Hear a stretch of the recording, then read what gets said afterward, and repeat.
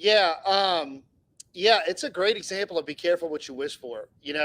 Like I'm a definitely a libertarian leaning, freedom loving, you know, gun toting, flag waving American boy from the South, right? I Mhm. love this country and I love all of the things that it affords, but I'm also realistic that like if the government wasn't in charge of flood insurance, we wouldn't have it, or it would be astronomically expensive. Mhm. So like you have to actually give the government credit on this one, as hard as this is, in that they have been losing so much money. So for all of us that call ourselves fiscal conservatives, this is a complicated topic Mhm. because the National Flood Insurance Program and FEMA are losing their rear end. I mean, billions of dollars. And so what they're trying to do in an organized, systematic way is to raise premiums so that they'll stop losing money. Now, that sounds prudent, but all of a sudden, when we look at our statements, me included, because I'm in one of these magical areas with the auto increase, it's not fun and it's painful and I don't like it. But I also understand what the system would look like if it was a true free for all. We would probably have nothing. Mhm. So it's difficult, These are, and I think that's why they keep kicking the can on all of these issues. I mean, let's be honest. The National Flood Insurance Program is always part of this continuing resolution. It's always part of this, temporary budget. It's all. There was one year, I think it was like 2012, maybe, or somewhere in there, where flood insurance was set to expire nationally, like every 3 months, and it kept happening, and they kept renewing it at the last minute. And Mhm. so, like every 3 months, we didn't even know if real estate could transact in the entire country if it required flood insurance because they couldn't like come to any sort of resolutions. I mean, it's just they're all complicated problems. But what you said is right. It's an imperfect system, but the market will flush it out. I think what I'd like to see is people to be uh, asking for something that's probably unreasonable, but people to be more understanding that real estate is a long, slow beast. It turns slow. Like imagine an aircraft carrier in the ocean. It's not going to turn on a dime in either direction, right? But it always keeps moving.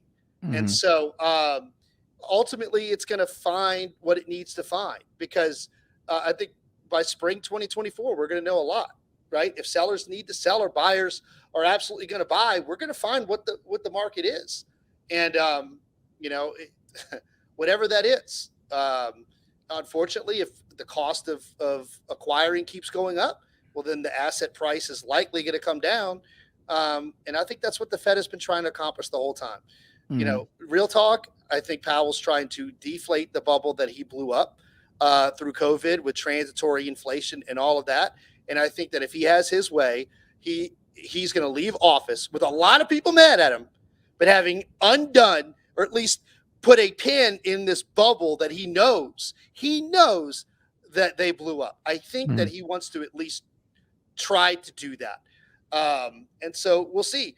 It's been a very easy ride because Powell tells you exactly what they're going to do and he telegraphs it and he doesn't waver from that. So the only people that are shocked are the people that aren't paying attention because he tells you exactly what they're going to do. So higher for longer is here.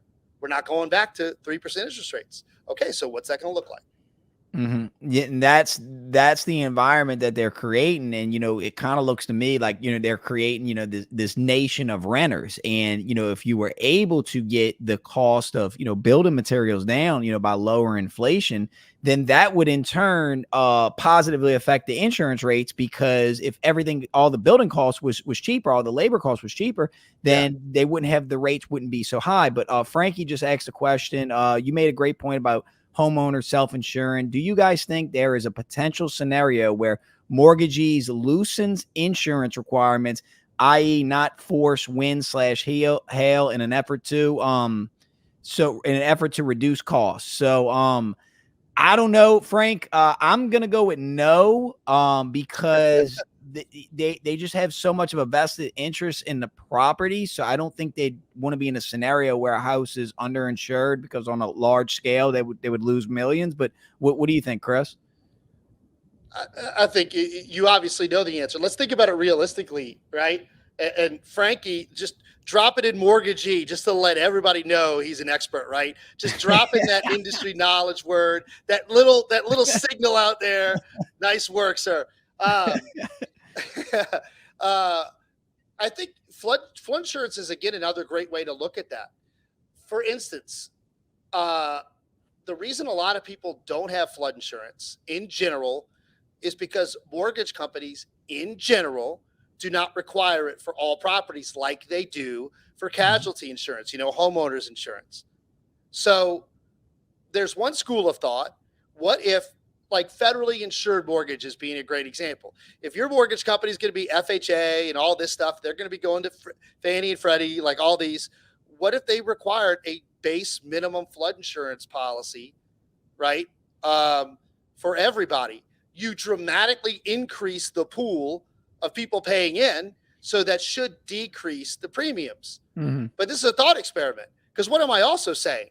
I just added a new required insurance in the United States of America that I just said I'm a gun-toting, flag-waving USA Southern boy that wants people to leave me alone. That's the difficulty of it, right? You could impose requirements to get more people paying in and ultimately reduce the cost, but so far we haven't seen a lot of movement in that direction. Self-insure, that's an age-old question. That's a finance question, right? That's a big risk. I think we all have to think about what happens when the big storm comes in. You better have the cash to make reasonable repairs socked away. Otherwise, I don't know. I'm not a financial advisor, but